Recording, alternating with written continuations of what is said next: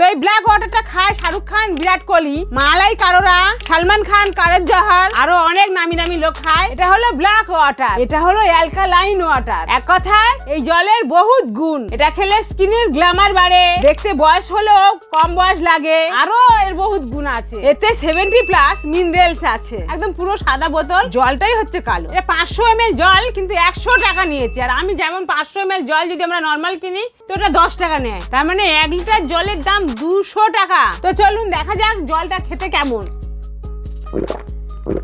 একটু পাঞ্চা পাঞ্চা লাগছে, কিন্তু ভাই বহুত ভালো জল। জলটা খেয়ে মনে হয় একদম পিওর সেই পরিষ্কার জল। একদম যে দামি ফিল্টার গুলো আছে, যে আরো সেই ফিল্টারের যেমন যে জলটা পড়ে সেই জলটারই মতো করে খেতে। আপনারা সবাই বৃষ্টির জল খেয়েছেন তো?